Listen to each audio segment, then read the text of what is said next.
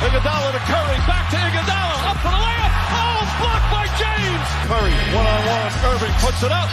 It's good. Kyrie Irving from downtown. The three, steps back, crossover, puts up a three. Rebound James. Seconds. It's over. It's over. Cleveland is a city of champions once again. The Cavaliers are NBA champions. Cleveland! This is for you!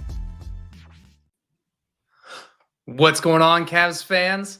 Welcome to another edition of The Block, The Shot, The Stop, a Cleveland Cavaliers podcast brought to you by the Blue Wire Podcast Network. I'm Skylar Webker, and I have Zach joining me today. You might all know him as Zach NBA across all the socials. Filling in tonight for Kevin and Tim. Tim was actually at the game tonight, and Kevin is getting salsa lessons down in Miami for work. So that's a real thing. That's what he's up to tonight. That's fantastic.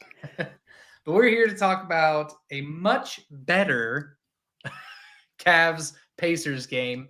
Cavs kind of get their revenge on the Pacers after that clunker game 2 nights ago with a 127-117 victory.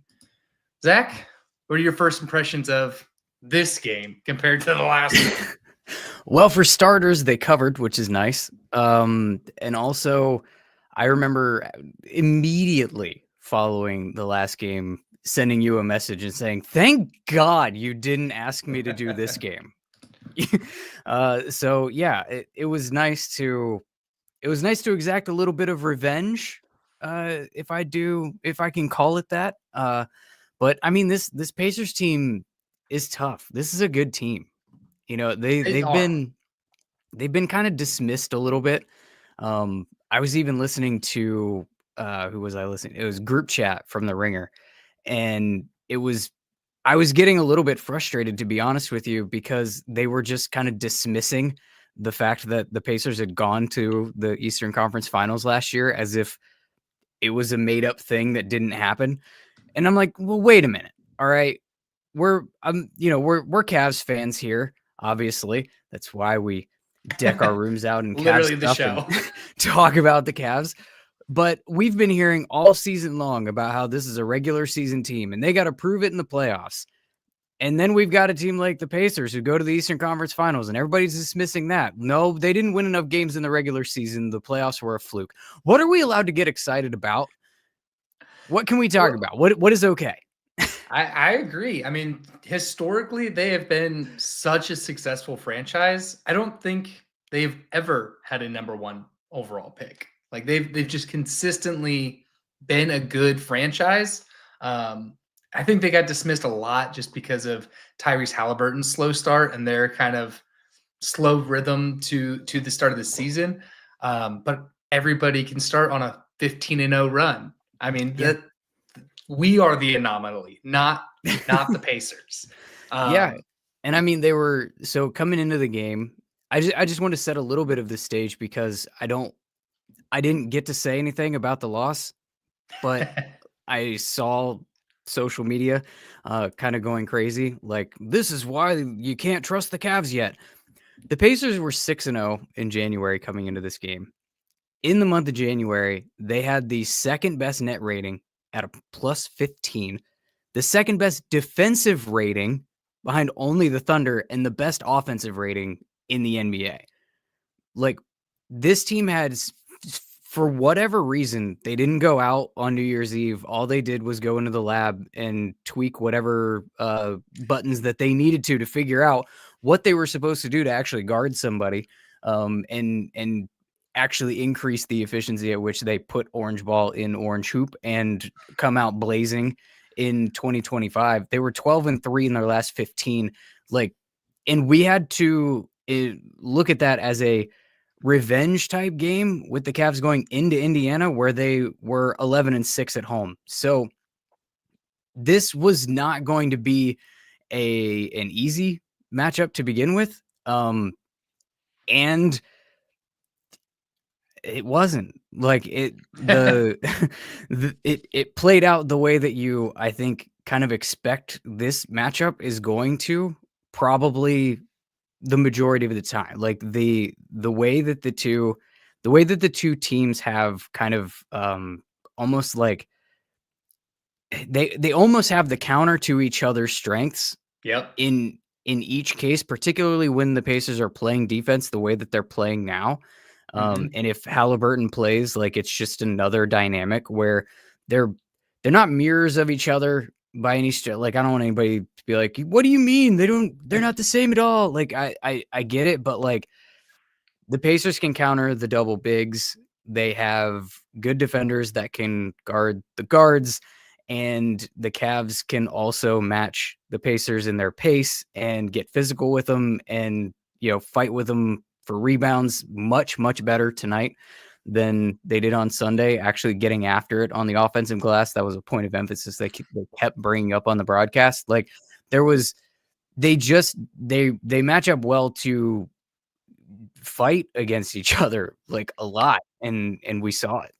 Yeah, that's something Kevin and I talked about after this clunker from 2 nights ago. Is out of all the teams in the league, I think the Pacers have the best counter to the Cavs because they have a dynamic guard just like the Cavs in Halliburton. They have Siakam and Miles Turner, who are just Miles Turner historically has been a bad matchup for for Jared Allen. They've met. This is their 20th meeting. And this is the second. No, he still didn't even break it tonight. He's only had one double-digit plus-minus game in the positive against Miles Turner. That's a So pull. yeah, you're right. These are teams that are mirroring of each other. They have two lengthy bigs in Siakam and Turner, especially Turner, who is a stretch big, traditional stretch big. They have guys that come off the bench that drive you up a wall in TJ McConnell that you would love to have on your own team. And I'm sure a lot of people feel that way about Max Strus or LeVert or Okoro or TJ Maxx / Ty Jerome. So I think you're right. I think these are mirroring teams of each other. I think they do. I think that they are set up well to counter each other. I think the Hawks are uniquely built to be difficult for the Cavs, which I think we saw in the first couple of matches. Not to make this a Cavs and Hawks podcast, but to your point of like just two teams that are uniquely built to be a pain in each other's hindquarters. Yeah. These two are built to counter specific things, where I think the Hawks are built kind of uniquely to just be difficult. Yeah. I mean, the Hawks, they've built their team pretty much with Trae Young and then 3-and-D wings. Yep. That is the Hawks.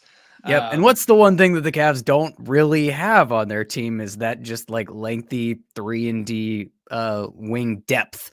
Right. We have a Dean Wade, and then we have guys that do a really good job of like being effective without being the long, lengthy, 3-and-D wings. So it's again, we got a little sidetracked with the Hawks. The Pacers, man. The Pacers. Well, I'm happy to see Donovan Mitchell coming out as a gunslinger after 2 nights of poor shooting against the Thunder and then that first Pacers game. It's good to see Donovan Mitchell shooting the ball as well as he did. Yeah, it was there was like 2 things going on at the same time. There was a clear point of emphasis made on for the Cavs to get to the rim and do so aggressively and not just look to kick when they did it. Like they were finishing at the rim and it felt like watching. I would have to really go comb through the numbers to see if the eye test matches whatever they actually say, but it felt like they were going to score more than they typically do. And I think that's why you saw them getting to the line early on. And I think that it was particularly true for a guy like Donovan Mitchell, who came out, and I literally have in my notes from the game somewhere in this mess of streaming of consciousness that there was just a different look in his eye. Mm-hmm. When he was at the free throw line in that first quarter after he had done something, I don't even remember which finish it was, but I think I can't remember if it was an and one or if he had just gotten fouled, but he just had that look, and it almost reminded me of the LeBron Miami like meme look. Yeah. You remember that where he just had that it was that Celtics game that he just went absolutely berserk. The look in Donovan Mitchell's eye reminded me of that meme as he's sitting there at the free throw line. You can see he's just like, he looked like an angry bull just seeing red. And that's how he came out to start the game. And I was a little worried there down the stretch because he had gotten quiet in the second half.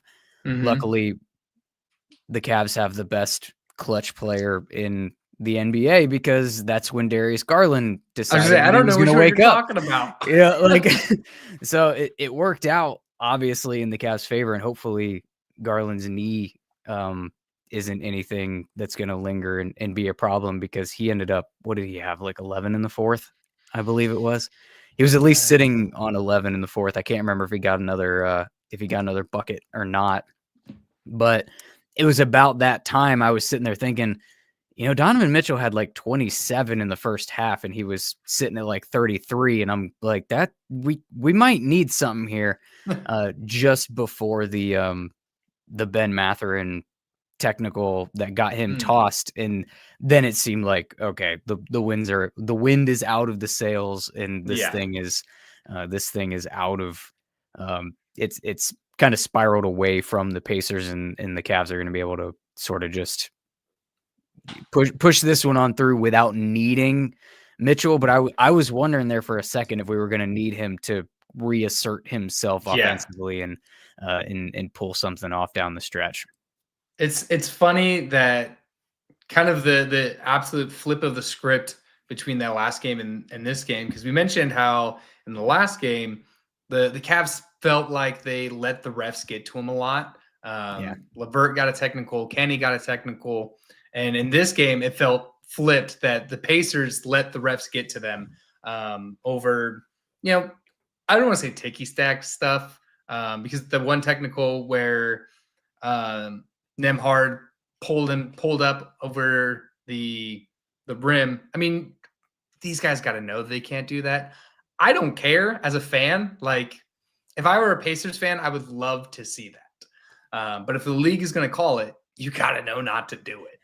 Yeah, I think that Stan Van Gundy said it correctly on the broadcast when he said, this was called correctly. It's just a bad rule. Mm-hmm. But it's, you can't do a chin up on the rim in the NBA. Like, that's not a new rule. It's been in place for a really long time. Like, you don't since Shaq. Like, it's not a surprise. And the way that, again, I think that there are occasions where refs will give them the benefit of the doubt to show some emotion on the rim when it's a situation where their momentum is carrying them funky and you have to have a safe landing zone and they kind of let them get away with it. And I think that's what he was trying to get away with whilst doing it. But like, you can see it like clearly on the replay. I've never dunked like that in my life. Big shock for anybody watching. But I think that you even know when you're on the rim, if you start here and you end up here, you've clearly hoisted yourself up on the rim. I don't know what we're doing. So I don't feel bad. Although at the same time, I don't really want that to be a rule in the NBA either for that. I don't know what it is. I don't know what the right rule is though. Because I also don't want guys to be doing, I don't want it to turn into the NFL where there's a choreographed celebration every time a guy dunks either. So, yeah, I agree. And just side note, Stan Van Gundy is my least favorite game caller of all of them. Really? Yeah, I am. Really? I do not like Stan Van Gundy. Of all the garbage that is available to us. That's the All one of- that bugs you. Please, Yes. please elaborate. He's just such a like. I understand the especially the TNT guys, the Chuck and all of them. They're all just old heads in the game. But Stan Van Gundy is such like a to me. He's like he might be getting better now. He wasn't that bad tonight, but he's definitely one of those people that have let the game pass him, and just gives off the vibes of grumpy old man. And I don't want that. I want to get somebody that celebrates, the players, the league, the games ahead of them. I don't know. That's just my take on Stan Van Gundy. Interesting. I usually had a similar takeaway from his brother. Oh, really? Yeah, he was the one that always seemed like he was just complaining the whole time, and that always bugged me.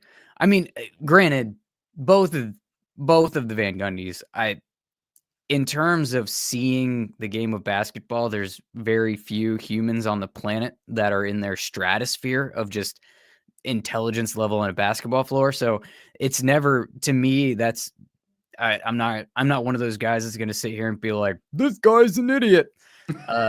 That's not how I like to consume basketball. But I've kind of always liked Stan. At least within the TNT lineup, he's always been my preferred color analyst of pretty much everybody that they throw out there. That they roll out there. Yeah. I love the ESPN broadcast, especially from that Thunder game, that crew that they had with Doris and Richard Jefferson and Bang! yes. Yeah.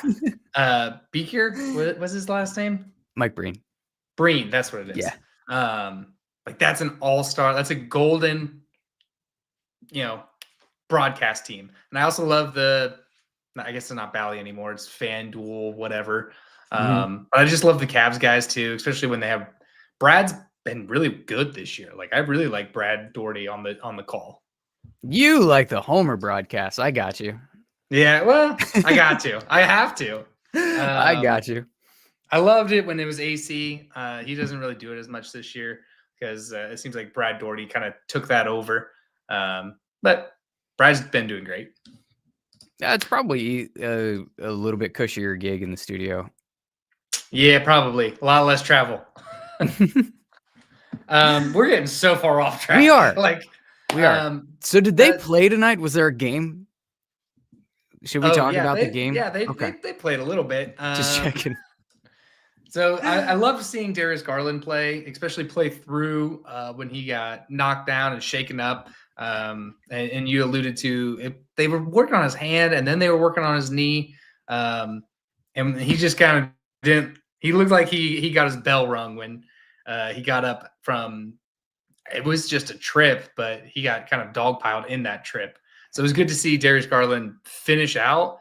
And I love my favorite part of Darius Garland's game is just like all of the off rhythm movements he makes. And then just finishes with like the best little floater that in the league. Like that's just my favorite little move of his. Yeah, I have often referred to Darius Garland as things like my spirit animal, or that watching him play basketball is the definition of pure basketball joy.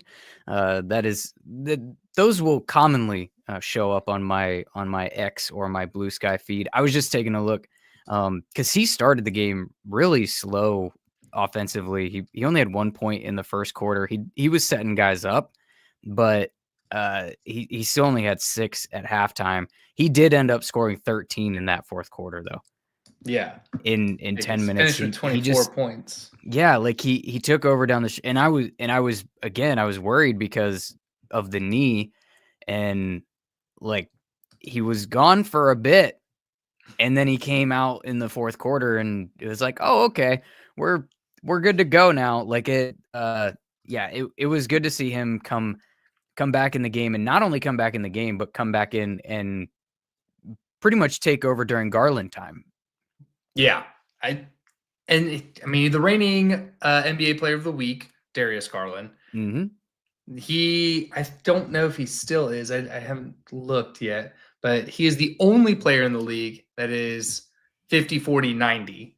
I think they And said on the still- broadcast that he had just dipped below the 50. That's what he's been flirting with. It's been like a couple of tenths.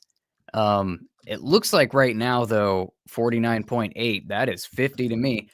But he's been kind of just like fluctuating in that 49.3 to 8-ish range like all year. And can I just say the thing? Yeah.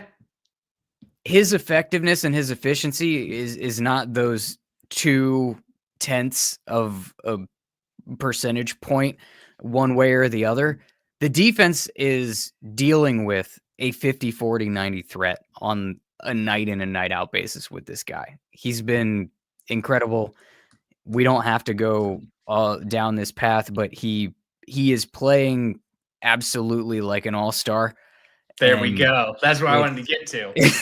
and he did it again tonight that's the thing that I still wonder how that's going to continue to play out, whether it's going to be like this or if they're going to find a way to kind of both go. If you noticed in this game, Donovan Mitchell has it going and he's hot in the first half. Darius Garland, not so much. Fourth quarter, Donovan Mitchell's not the one that's really pushing things and scoring. It's Garland time. Those two are still your turn, my turn a lot when it comes to like these explosive performances, but it's not nearly noticeable like they've been in the past in terms of the actual style of play. It's not your turn, my turn from the standpoint of one of them standing at half court watching the other do a high pick and roll. But it is still a little bit your turn, my turn. Like, oh, you've got it going. Go do the thing. I'm going to be a threat off ball for you, but like, let the dude cook. And I'd have to go digging to see, because I obviously didn't prep this. It's just popping into my head now. I do wonder how often we've gotten so far this year where both of them are like legitimately like going off at the same time. Yeah, it would be great. I have definitely noticed that where, it is, hey, Garland, you're rolling. Keep feeding, feeding, vice versa. I think the only difference that makes it less noticeable now is with the style of play that Kenny has instilled in these guys. It is definitely a pass first offense. They are kicking out to anybody that's open. They're kicking or driving in and dumping off to Allen or Mobley. So I think that's the reason why it's not as noticeable as the JB Bickerstaff era, because I mean, these guys are still racking up, 2, 7, 3. Karis LeVert had 7 assists tonight. I mean, these guys are still racking up quite a bit of assist numbers, even with like the driver of the play being kind of switching between Garland and Mitchell. I do want to get to a point where we can kind of feel as good as we felt during the Kyrie or LeBron days, where they both went for 41 in a playoff game. I think it's interesting to your point about the assist numbers, though, that it really is systemic, because they don't have anybody. Even Garland is only averaging like 7 assists a game.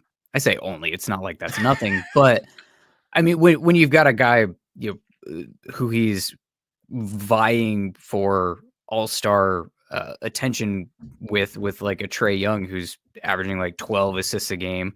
And Darius Garland has the game that is fully capable of being that table setter and being more heliocentric, but that's just not the way that they play.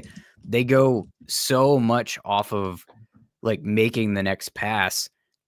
They're like top 5 in the league in assists as a team, but they don't have any one individual player that is, facilitating the bulk of that in a way that, other teams have, where they've got like a more, even if it's not a full on like Luka heliocentric situation, there's still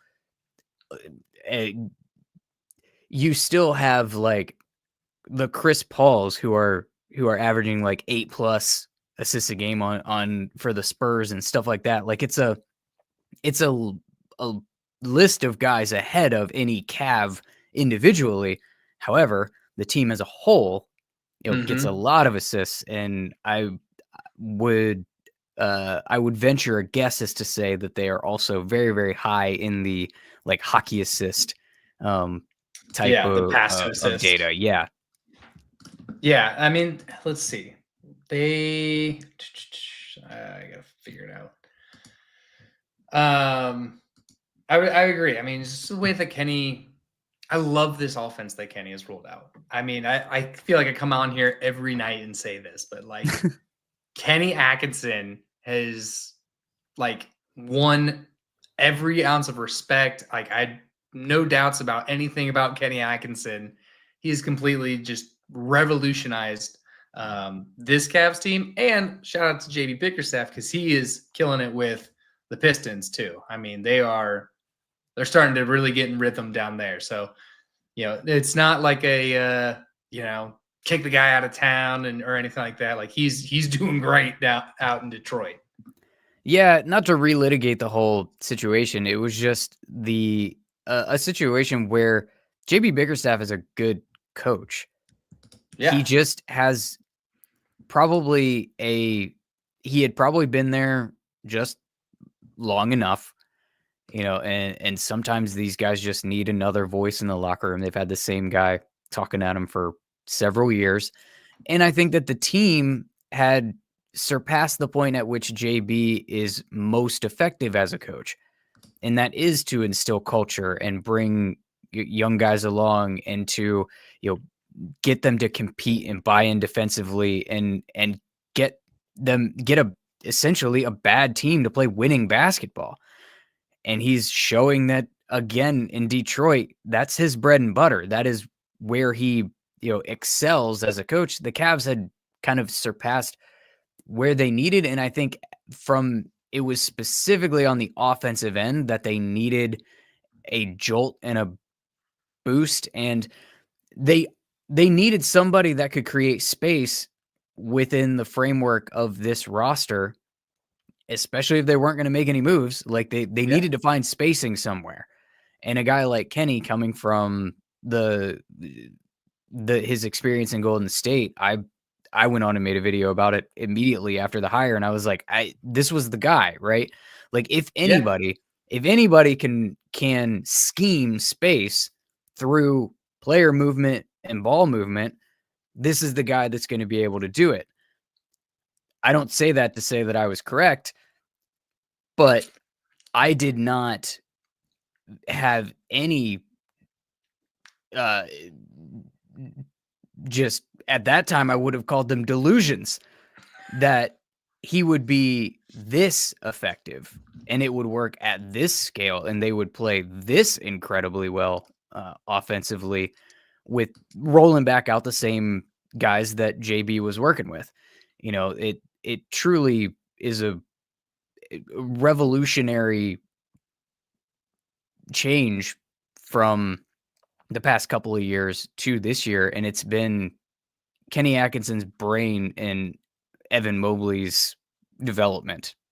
Absolutely. I mean, speaking of which, he went berserk there for a minute in the third. He looked like he was taking something personal. Somebody said something about a member of his family or something with those 13 points in the third, because they were assertive, angry points. Well, and then even his points at the rim, but then spacing the floor. I think he had 2 or 3 points in that third quarter. He took 4 shots, made 3 of them. So, and they were all, the bulk of them were there in that third quarter. He definitely came out, looking to write the tone about the Cavs' slow third quarters, because they, in the past, I think they said on the broadcast, they've been outscored in the third quarter the past 6 games. So they came out, making that a point of emphasis to not let that happen. Yeah, he hit 3 threes in that quarter. He was 5 of 7 total from the floor. He had 5 rebounds. He had that block on Miles Turner underneath it. Yeah. Again, it looked angry in the way that he was driving into his chest. Like it was he looked like he was mad. And I was here for it because they needed that. This game I think was a really great display of the physicality that still exists in 2025, despite what the old heads will tell you, between two teams that clearly were taking their matchup personally. They were playing very physical on both ends of the floor. The defenders were playing physical. The offensive guys were taking it to them with physicality. And yet it wasn't chippy. There wasn't dirty. There wasn't like, extracurriculars in any way. It was really just two teams showing that like they probably don't like each other much. And then that Nembhard bow to Jarrett Allen wasn't a little chippy? I think that Jarrett Allen did quite the job in his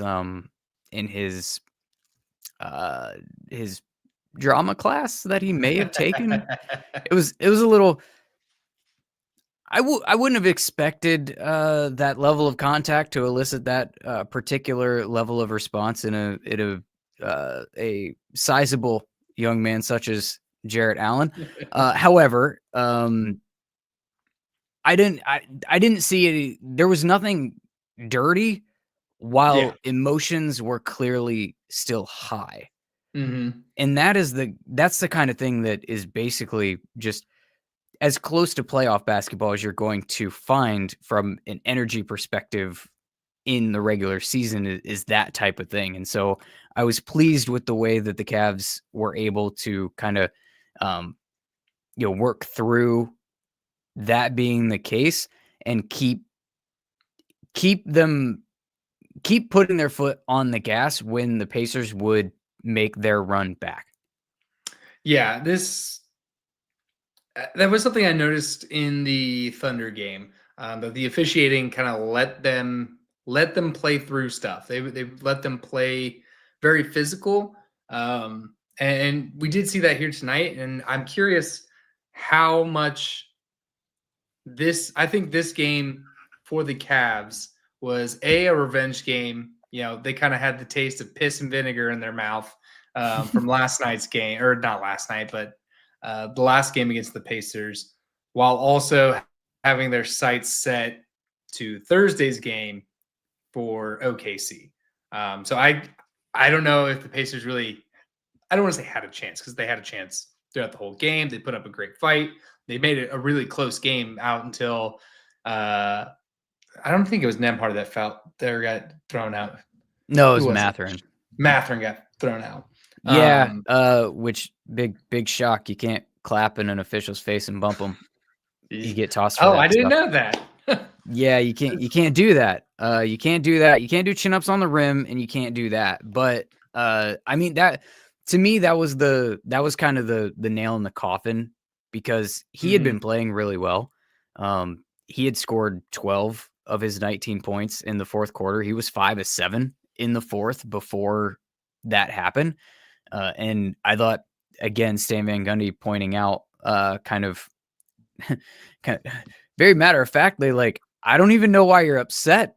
Your foul was obvious. I don't know why you're losing your mind. And yeah, you can't do that. You're done. And that was kind of it. Like, he was the one that was making that fourth quarter run sort of on behalf of the Pacers. And when he was gone, it was just sort of enough for the Cavs to sort of just maintain and get out of there until it was really only, I think, like 2 more minutes, and then starters were pulled.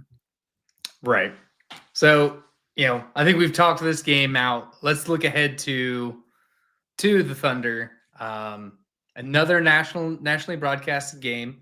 And they've also, along with that, they've announced that they've added a Cavs Celtics to the nationally broadcast schedule. So the league and the media are taking focus that the Cavs are great. And we get the next kind of – I love that first Thunder game.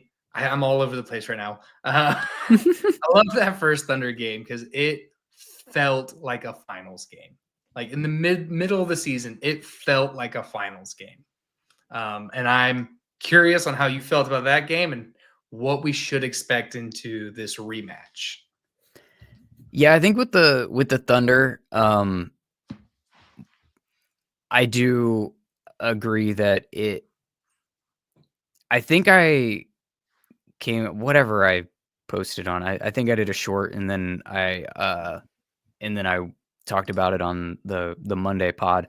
But if that was perhaps a possible finals preview, then I think the entire sporting world and the NBA world is in for a highly entertaining and engaging series. And I think I would not only be on board as a Cavs fan, because that would mean that they were in the finals, but also just as a fan of the NBA, that could be really, really highly entertaining basketball.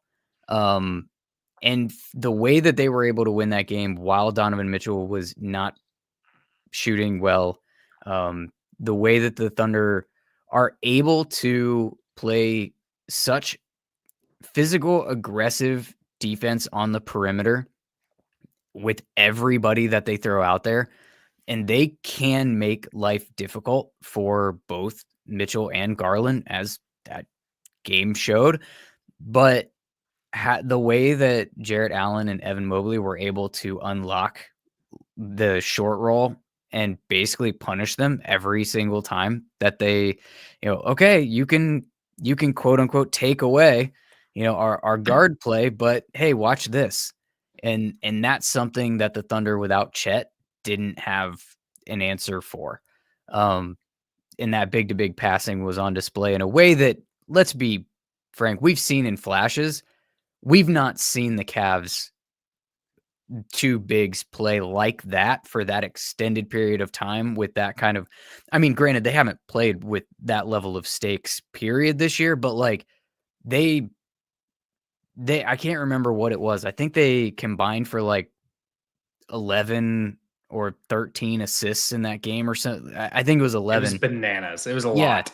For the bigs, Jarrett Allen had like 6, which is not what the Cavs ask of him to do. And the fact that they were able to do that and find another way to win against that level of opponent, and I can't imagine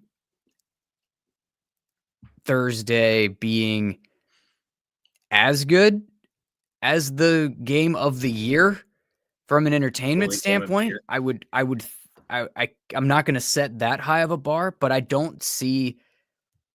would be shocked if it wasn't just as competitive, just as compelling basketball. All of the narratives are still there with the exception of the winning streaks. Yeah. You know what I mean? It's still the best offense against the best defense. These are still the two head and shoulders, by record above the rest in both of the conferences. They still have like essentially all of the things that were going for them the whole time. Sorry, I'm apparently having some camera issues at the moment. That's we can still hear you though, unnecessary. So. Yeah, so I'll just talk, I guess. Yeah, I agree with a lot of your points in this game, or in this upcoming game. The best thing that could happen for the league is that these two teams make it to the finals, not only because they're such good teams and so compelling, but the fact that it reminds me a lot of kind of the Cavs Warriors rivalry, because for both of these teams, these are the teams for the next foreseeable future.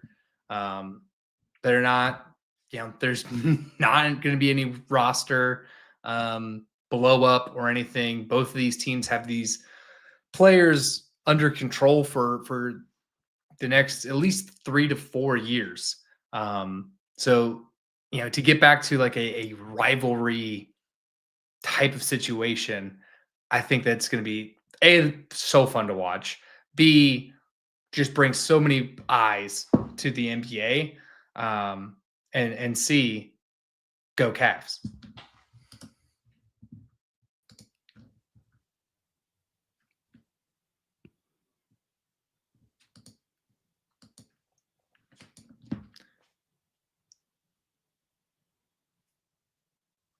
Well, we're kind of over time in our normal episodes anyway, so maybe your equipment just kind of went to bed at the perfect time. So for that, I'm Skylar Webker.